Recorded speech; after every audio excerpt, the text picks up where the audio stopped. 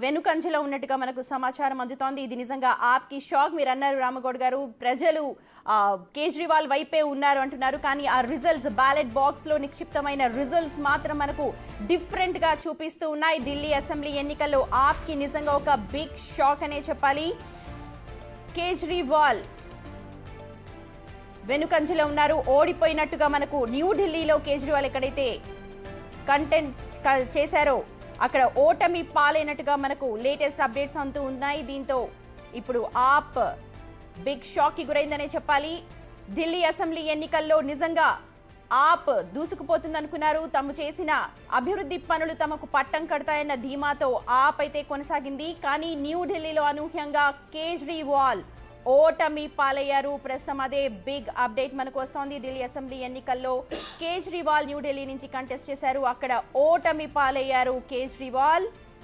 నిజంగా బీజేపీకి ఇది ఒక బిగ్ విక్టరీ అని చెప్పాలి. ఎక్కడైతే 27 ఏళ్లుగా వెయిట్ చేస్తోంది బీజేపీ, గతంలో కాంగ్రెస్ హయాం కావచ్చు, ఆ తర్వాత ఆప్ పార్టీ కావచ్చు, గత 27 ఏళ్లుగా అక్కడ జరుగుతున్న పనులన్నీ కూడా చూసి మోడీ సర్కార్ ఇప్పుడు ఢిల్లీ షైన్ వైపు తీసుకెళ్తామంటున్నారు. ఢిల్లీని బిగ్ అభివృద్ధి దిశగా తీసుకెళ్లే విధంగా ప్రణాళికలు సిద్ధం చేస్తాము అని అంటూ ప్రణాళికలను కూడా రచించి ఓటర్స్కి చెప్పారు. ఈ నేపథ్యంలోనే ఓటర్స్ ఇప్పుడు బీజేపీ వైపు మొగ్గు చూపినట్టుగా మనకు తెలుస్తోంది. అలాగే గత 10 ఏళ్లుగా బీజేపీ చూస్తోంది ఆప్ పాలనకు సంబంధించి. అలాగే ఆప్ పాలన 10 ఏళ్లుగా చూస్తున్నారు ఢిల్లీ వాసులు. అంతకుముందు కాంగ్రెస్ పాలన చూశారు.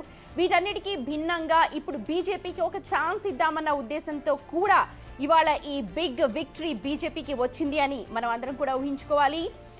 ఢిల్లీ అసెంబ్లీ ఎన్నికల్లో నిజంగా ఆప్కి ఒక బిగ్ షాక్ మీద షాక్స్ తగులుతూ ఉన్నాయి. న్యూఢిల్లీలో కంటెస్ట్ చేసిన కేజ్రీవాల్ ఓటమి పాలయ్యారు. అయితే ఇక్కడ అన్ని సెగ్మెంట్స్ వేరని చెప్పాలి. ప్రస్తుతం కేజ్రీవాల్ పోటీ చేసిన న్యూఢిల్లీ సెగ్మెంట్ వేరు అన్నట్టుగా అక్కడ కౌంటింగ్ మధ్య అయితే హై టెన్షన్ కొనసాగింది కొద్దిసేపటి క్రితం వరకు. తొలి రౌండ్ నుంచి కూడా తీవ్ర ఉత్కంఠ, చివరి రౌండ్ వరకు కూడా కంటిన్యూ అయింది. ఇక్కడ ఆప్ నుంచి కేజ్రీవాల్, అలాగే బీజేపీ నుంచి పర్వేష్ సాహిబ్ సింగ్ కంటెస్ట్ చేశారు. కాంగ్రెస్ నుంచి సందీప్ దీక్షిత్ పోటీ చేశారు. ముగ్గురిలో సందీప్ దీక్షిత్ మొదటి నుంచి వెనుకంజలో ఉన్నారు. పర్వేష్ సాహిబ్ సింగ్ కేజ్రీవాల్ మధ్య మాత్రం హోరాహోరీ పోరు నడిచింది. 3 సార్లు ఢిల్లీ సీఎంగా పనిచేసిన కేజ్రీవాల్ కు న్యూఢిల్లీ సెగ్మెంట్ పబ్లిక్ అంతా కూడా ఏకపక్షంగా పట్టం కట్టేందుకు ఉత్సాహాన్ని అయితే చూపించలేదు. కేజ్రీవాల్ పరిస్థితి ఇలా అవుతుందని చెప్పి ఎవరు ఊహించలేదు అని అనుకోవాలి.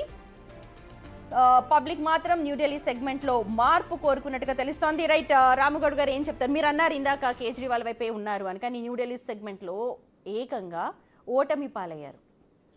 సో తప్పకుండా మేడం, ఓటమిలు గెలుపులు అనేది సహజం. 10 సంవత్సరాలు అదే చెప్తున్నాము. 10 సంవత్సరాల్లోనే ఆమ్ ఆద్మీ పార్టీ జాతీయ పార్టీగా అవతరించింది. ఏ పార్టీ కూడా ఇంత తొందరగా జాతీయ పార్టీగా అవతరించలేదు. ఓకే, సో ఈరోజు ఢిల్లీ ప్రజలు ఒకవేళ బీజేపీ చెప్పిన మాటలు ఏవైతే ఉన్నాయో వాటిని నమ్మి ఢిల్లీ ప్రజలు ఈసారి కనుక ఓటు ఇవ్వగలిగితే పూర్తి స్థాయిలో